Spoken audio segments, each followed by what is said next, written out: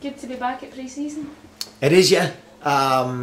Obviously the staff have been in all over the summer, but it's good to see the players, good to see the new players, and it was a good session, good start yesterday, and everyone bright and bubbly. Quite a short break, but are they all delighted to be back and getting into it again? Yeah, I think when you bring new players in, it gives a bit of a lift to the place as well, and there's a real sense of enthusiasm and desire around the place at the minute, which is great, and we're very much looking forward to the season. You've brought a few players in. How many more are you looking for? I know we've got 3 or 4 boys training with us in the pre-season that we're looking at and very keen to bring in. We know we need a couple more defenders in. Probably a right-sided and a left-sided defender. Obviously, Carl played there a lot for us last season. Steve McManus is back to fitness now as well, so it gives us another option. But we're looking to bring at least 2 defenders in, but that might be dictated on who I get out of the football club as well. How happy are you to have Keith in as your assistant now? Very. Obviously I left it a long time and I thought getting the players in was more the priority, which it is. But I sat down and spoke to Keith when he came back from holiday. Keith had a playing contract, and financially, obviously being assistant manager is nowhere near as valuable as being a player, but what impressed me most was his commitment to, my insistence was he had to give up playing. I didn't want a dual job. I wanted somebody that was very much dedicated to taking the club forward coaching wise, and Keith bought into that fully. Obviously financially he took a bit of a hit on it as well, which impressed me, of his desire to come and work with me, work with a football club, and try and really buy into his new role. How much of a miss do you think he'll be on the pitch next season? Well, I did sit down with Keith. He's 38 now, and I said, he would have limited game time with me. I wanted to freshen things up. I wanted to move things on, and he was well aware of that. So, Keith's been a brilliant servant for the football club. He's had some very good times here. Performed brilliantly and over the years now. Very popular with the fans. But it's a new era for him now, a new stage of his career, and I want him to be fully committed to that there. So we've brought players in that we think will replace Keith, so I think we'll be okay with that one. How beneficial will the continuity be, because Keith knows this club inside out? I think it's good. It keeps a real Motherwell identity. As I say, he's been here for a long time. The fans identify with him. He's one of theirs. He's one of their own. And he's a pro licensed coach as well. He'll be probably the first to admit that he hasn't done lots of on-field stuff. But it's his enthusiasm and his desire and passion for this football club, and his willingness to learn and get better, which has attracted me to. For you, how important is this pre-season, given you came in 2/3 into last season? Now you've got to work with the players and shape your own team. I think it's very important. Obviously there's a lot of new players in as well, so that gives me a chance to stamp my ideas and my authority on things in terms of what we want to do and how we want to play. You won't get it all done in pre-season, and there's obviously the players need time to gel and get to know me, get to know the systems we want to play, but it's a good opportunity for us. We go away on Monday for 4 days to the Carlton House in Dublin, which is a brilliant venue for them. It gives everybody a chance to get to know each other and bond together and make sure we start getting our ideas across to them. Will you change things from, say, when you got the job? Do you now start to formulate a proper plan, or is it a case of taking it from where you had it and moving it on a bit? I think we've brought different players in. I inherited players, and you have to deal with the situations that you have, and you have to play certain ways when you have players. We will change slightly, but I think what we had throughout the team was an organisation and a desire and passion, and I think that was evident for everybody that's seen the games we were involved in. Hence, when you go to Hamilton, you have to battle and scrap. That was something that we put straight into the team. That won't go anywhere. That's the first and foremost. If you don't do the free stuff in football, which is the basics, running harder, running quicker, being more organised and being together, then you really struggle. We can't outbuy and pay more money than a lot of clubs in this division. But we can be more organised. We can show more passion and we can show more desire, and that's the basis of what we'll do. We have added quality players to the football club that may change a little bit how we play and the systems that we play. What's the number one target this season, Steve? To stay up. That's the first and foremost for any club like us, is to make sure we're in the Premier League. Deep down I've got different aspirations in that there. Within the dressing room, we've spoke about it, we've got a lot higher aspirations in that there. But for the club as a whole, the first and foremost is to stay in the SPL, and that's the end of it. But we'll have aspirations, and I believe the players we've brought in and will bring in sort of set our intentions a little bit higher than that.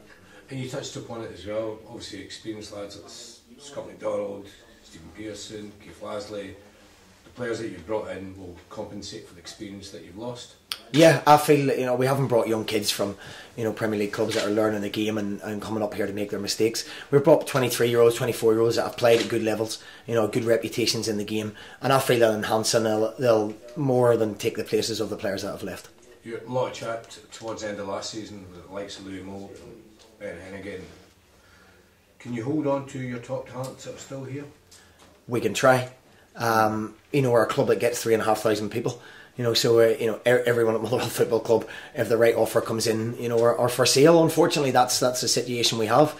But we won't. There's been a few inquiries for different people, but we won't sell people on the cheap. We're not a football club that people can phone up and make silly offers and we're going to dive into. We want to keep our Louis Moults of this world. We want to keep Ben Hennigans. We want to keep our Chris Caddens. If somebody comes in with the money that to be fair to the player as well, we can't give them the wages some of the clubs would offer them. We'll do our utmost to make people stay. But if a player's got a desire to leave and the money that they put in is right, we're a club that has to sell them. That's not something we're looking to do. It's not something we need to do financially. But it's that's just the way of football, unfortunately. I guess you've seen that with likes of Liam Boyce going down south and possibly Liam Lindsay. It's just the Scottish market can't compete, can it? No, not financially. It can't. No, and I think it shows. Boyce's been fantastic up here. Scored a lot of goals, and the money he's getting down, down there, he'll blow the Scottish clubs out of the water. We can't compete with that there. And even League One and League Two clubs in England are paying more money than what a lot of the Scottish clubs are playing. But I think what's happening now is agents and players are realising that the Scottish game, I think there's a little bit of ignorance towards it, if I'm being honest with you.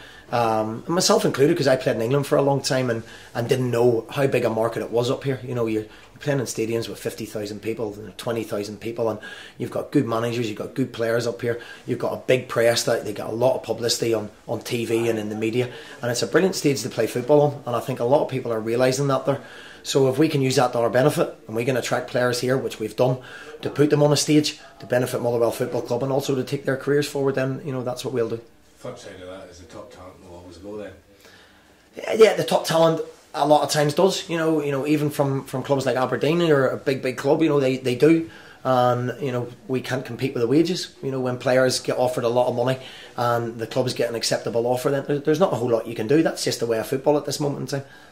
Said there's been inquiries about players. Is there anything active just now? And was that on the ones you mentioned, like Louis Moult and Ben Hennigan? There's been inquiries for numerous players. We've got some good footballers here. There's been no firm offers for anybody at this stage. That may change, in the next few weeks, and then we'll deal with that accordingly. We're well aware when players are doing well, they attract attention. We're a club that people come and watch a lot. So we haven't had any firm offers for anybody at this stage. And most definitely any discussions that we've had with anybody, which were quite only verbal discussions, were nowhere near our valuation of players. Just going back to Keith, when was it a decision you made that you wanted him, and when was it actual conversation you had with James that maybe it was time for something new? Well, the conversation with James was at the end of last season, obviously. I just felt I wanted to go in a different direction. James hadn't made his mind up whether he wanted to keep playing in that. We've already spoke about all that there, and he went with our best wishes. He's a super boy. He's been again fantastic servant to this football club, and I think James will keep on playing. I think he's still got a lot to offer, and his desire and passion was probably still to play football. As I say, I wanted someone that was fully committed to the coaching side of things to help me out. Keith was somebody I had in mind, obviously with his experience, his age. He had a playing contract at the club, which made it a little bit more difficult because financially, it was a big hit for him to take. But I spoke to him, I spoke to him that I would have something to suggest to him when he came back from holidays on the coaching side of things. I let him go away and enjoy himself. And we sat down and spoke, and it was quite a quick decision from him. I made it clear that I didn't think he would be involved a lot playing wise, and I thought he could really take the next step in his career. My career was to coach under 12s on 17, 18 grand a year with Irish FA.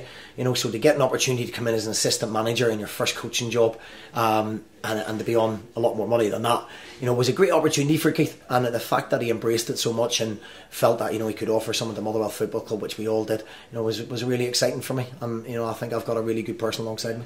And in time, obviously did his pro licence last year or last season, manager in the making.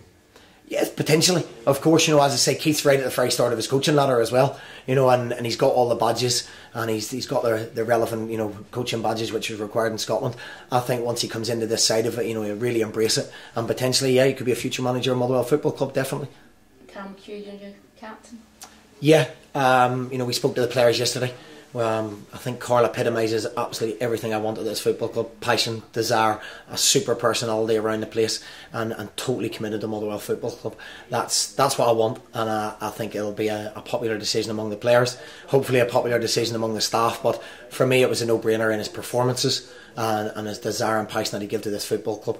Stephen Hamill will be his vice-captain, so we retain a real identity with Motherwell, and between the two of them I'm confident they'll lead the football club forward.